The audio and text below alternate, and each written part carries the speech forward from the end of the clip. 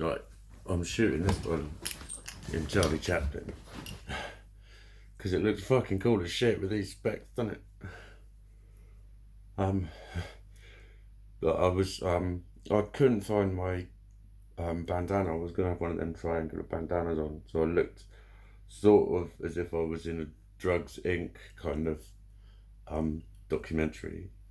But I wanted to be in disguise because I don't want you to see my stupid, ugly, fucking annoying face. But I don't think I've got a stupid, ugly, fucking annoying face, but it's just how I react to it when I see it. So I suppose this is like going to be one of those just fucking, you know, ones where I'm just fucking being a dick and bearing my fucking stupid soul and saying I can't fucking help that. And hopefully people will go, thank fuck. It's not just fucking me. But it's always a result of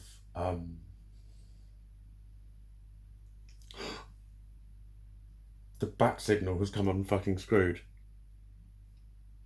I think that was the fucking bat signal.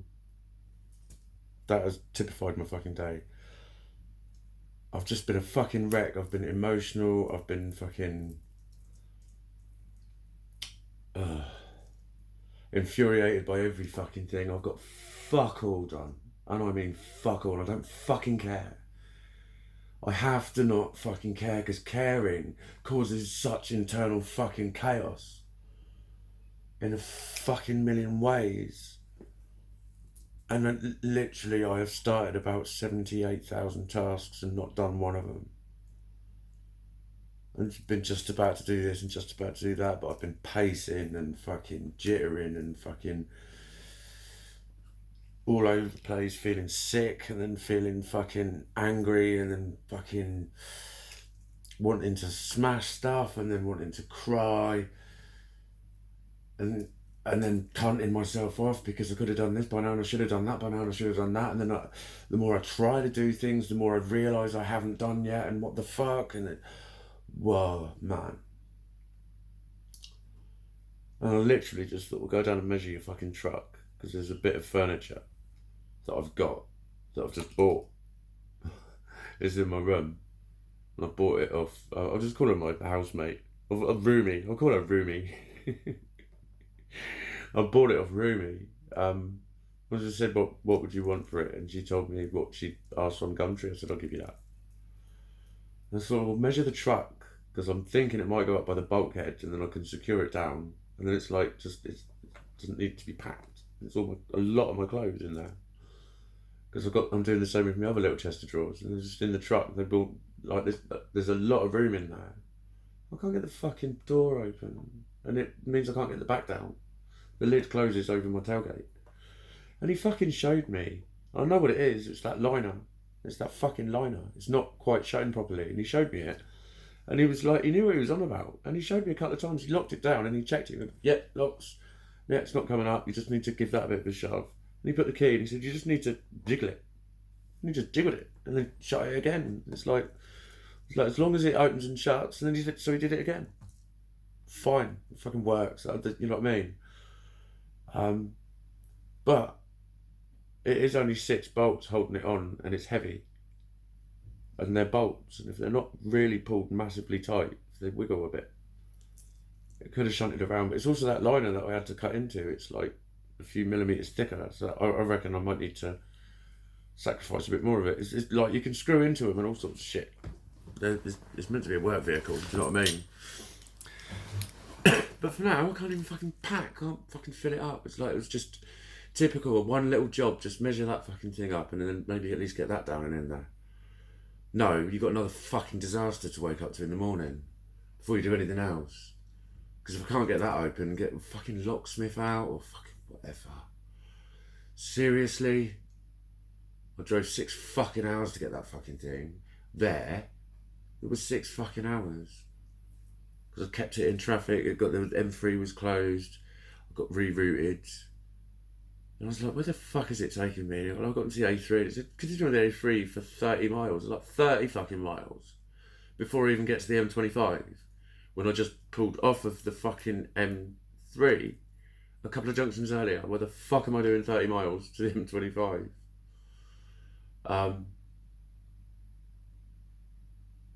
But I don't know, it just took fucking ever. I've left at 7:30 in the morning. I was up at 5:30 thinking I could leave at 6:30. And then leaving at 7:30 ended up being a bit of a result with what I'd actually managed to get done as well. I'd filled the truck up, it was all going alright. It's like, for fuck's sake, it's just fucking hell, man. The council rung back, they won't help me. She was lovely, actually. She was lovely. She asked me a lot of questions. I knew she wasn't going to help me. But it's a really ridiculous setup that I won't go into because it's politics. I can't be fucking arsed with it. But basically, if I'd have been, rather than paying who I'm paying, if I was paying it direct where the money actually ends up anyway, I'd be able to say, you're not allowed to do that. I can stay here for 6 months if I want to. You've got to wait until I'm ready. And then just look for somewhere. I could just say that. And they wouldn't be able to stop me. They wouldn't be able to change the locks. They wouldn't be able to do anything. But because I've been paying Rumi, who's then been paying them, I've got pretty much no rights at all. Get out. And then just change the locks. Just say, come and get your stuff or it's going in a fucking bin. And then we'll charge you to fucking get rid of it. All that shit, they can take me to court. All the bollocks. Just get the fuck out. Like, fucking hell, man. So I get a canopy just so I can use my fucking truck and get a lot of shit in there and think, right, that's all in there and it's like, it's relatively fucking safe. No. Fuck's sake. Running out of days, running out of fucking options, running out of the will to fucking live, mate. And I try and do a load of shit and I'm just a fucking catastrophe. And I get hungry and then I fucking make a meal and I eat about 5 forkfuls and I feel full up. And then I feel jangly and feel weird. It's fucking... Get something done, get something done, get something done. I have got something done. I've packed a bag. When I unpacked it properly, I've got a bit more to do. I've got a lot of plans of how I'm going to pack this time. And it's very sensible. Like those 2 chests of drawers, they're full of my clothes. I can rearrange and get more in there, sellotaping across the front. They're storage boxes. Lift them out, they're plastic boxes with drawers. Done. Decks, pack up, but and each rucksack is going to be dedicated items. Fucking that is for my body warmers. My body warmers, all of them should fit in there. I'm going to be very careful about each bag and think, what have I got that will totally fill that bag and be only those things? More of my obsessive itemization, but it's like, but I'm finding shit. I found my unicorn pen. I'm pleased about finding my unicorn pen. I'd forgotten that I'd even bought a unicorn pen. I had. The ball is purple. The pen is chromy looking. Sort of, yeah, plastic probably. But I came across that and it made me smile. I just looked at it and thought, oh, hello, you shiny silver unicorn. With a purple pom-pom on chain. Weirdly, just before I shot this video, I'm actually like, I've put my cloak on because it was cold. But I've got more white, black and white. Like these are just black and white fucking pants. It's obviously difficult to see in Charlie Chaplin mode. There you go. And this is like just a smoke. I think it's called London Fog. It's white and sort of dark bluish grey in swirls. And normally when I wear this, I'd have like my big Ohm sign on top of it, or like something bright fucking orange flowers, or a fucking scarf or something, and then bright around it, and this would just be a bit of a background. But it's weird, I seem to be doing that a lot, and maybe it tones me down or something. But then right before I shot this video, I really wanted to go and put my new coat on with all the that really makes me happy. It really makes me happy. That coat makes me happy. A coat makes me happy. Just putting it on makes me happy. It was the same with the hoodie with the dogs on it. I had a feeling, I had a kind of girly, bushy feeling. I gushed a little. When I pulled it down, I went, whew, inside myself. I do that with clothes. I feel flutters when I put things on. There you go. Big hard Nike with the fucking guns has girly flutters over shit. And he hates it. Because he was fucking made to fucking hate it. Because whenever it showed itself, it was fucking persecuted. In a way that's then your head ruffled about it, and don't be silly. You're not experiencing this. It's not happening. The fucking hurt you're feeling, we're all joking about it, so you've got to. It's too much of that. It's too fucking much of that from you lot. You're fucking horrible when you think you're joking a lot of the time. You're fucking horrible. Because a lot of you ain't fucking joking. You're fucking, sometimes I look at you lot and I like overly compulsive helpers who've got to be right all the time and then make this giggly joke out of it, and I just think, look, those are your not mental illnesses, psychological fucking needs, mate. And I'm watching you project that shit onto me to fill your own fucking needs while you talk down to me about mental fucking health. And you clearly have no fucking clue. Because you're the same sort of person that tells me to just get over it and put it behind me. So yes, I've done all of that. I've done it in a million different directions with a million different fucking, you know, takings of responsibility. But it's the mechanics of it. It's the cognitive function behind that.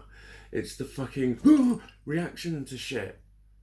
Like PTSD. Like the first day I got diagnosed, there was a guy that said, "You haven't got it, you've got PTSD." And in a way, he wasn't a million miles away, because I used to say I think I went through a stage of PTSD when I was 16. I got beaten up by a gang of Indians. And, like, I'd been beaten up like 5 times in a year, and a lot of them were close friends, and it was like 30 odd people watching and total humiliation and that sort of shit. And then I got kicked to fuck when I was 16 by a gang of about 20 of them. And like, I was not the same for like about 3 years, and I always said that's kind of what led to my alcoholism. But looking back, I used to say, I think it was like elements of PTSD, definitely, but you know, not like soldiers have it. Do you know what I mean? If I was a soldier and I said I had PTSD, everyone would take it seriously. But you can have the same fucking condition that can affect you in massively the same ways, but just not have the huge cause of it. And if you don't have a huge cause behind it, it doesn't really count. But it counts. It just doesn't count as much, no. But I'm not saying that it does, I'm saying that it counts, and you're saying it doesn't count ever. That's, you know, that's my experience of trying to insert issues like this into society, is people's way of accepting it, going, yes, but, and they sort of listen for to enough to say that they're listening, and then make their point again. Or, you know, having ADHD means you've got an awareness when you should have an awareness when you're interrupting them. I'm supposed to sit there and go, I'm more likely to interrupt, I should be aware of that. You moron. Someone with ADHD can't do that. But you expect them to, because they know they've got ADHD, and you think you're integrating them into your society by recognising it and assisting them with it. You're not. You're telling them that you're actually supposed to now find it easier to do the thing that you just can't do. And that's from first-hand experience in a lot of ways with people. ADHD was put out there a lot when I was at uni, and had to have these fucking awkward conversations about it. And people have that tone of voice, that's okay. I'll listen to you. Why do you have to say it like that? Do you know what I mean? Like, you're reassuring them straight away. You're automatically showing them how much of a weird thing it is because of your response. And that's when you think you're being all encompassing and understanding. It's not. But I don't understand you, do I? You don't understand me, I don't understand you. It just keeps making itself abundantly fucking apparent. Is my issue. It does. So I've had to have a fucking offload. I'm looking at the time. Yeah, I need to wind my neck in. I might make another one in a bit, but I'm kind of thinking I should probably stop making videos while I'm doing this transition as well, because I might just be a fucking wreck. And like, this is, you know what I mean? Emotionally unstable personality disorder. Is that what I am allowed to fucking have as a label? So what the fuck are you expecting then, dickhead? is often my fucking response these days. Do you know what I mean? That's what I said to that twat on Friday, on Thursday, and I reported him actually, and she was concerned. She said, "Did you get a name?" And she was quite concerned about quite a few of the things that he'd said. But I've forgotten what I was going to say to her. No, I said, "Don't tell me to calm down. I'm about to lose my fucking home. I've got emotionally unstable personality disorder.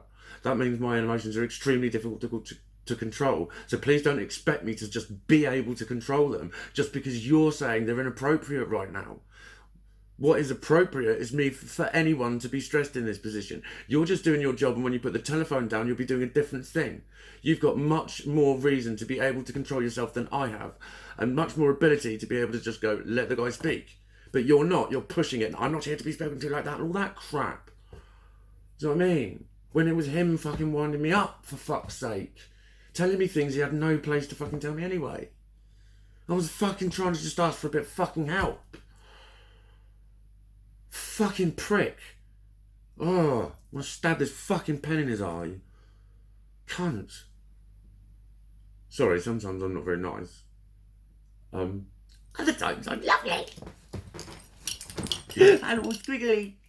But I'm off fucking key, mate, tonight. I'm off fucking key. I don't fucking care. I've wasted a day, and I have to say that to myself. Because when I try and motivate myself, I fall to fucking pieces. Because I'm battling all that fucking, the schemers and all the fucking demons, and they're manifesting as physical feelings, and I'm fucking battling that shit.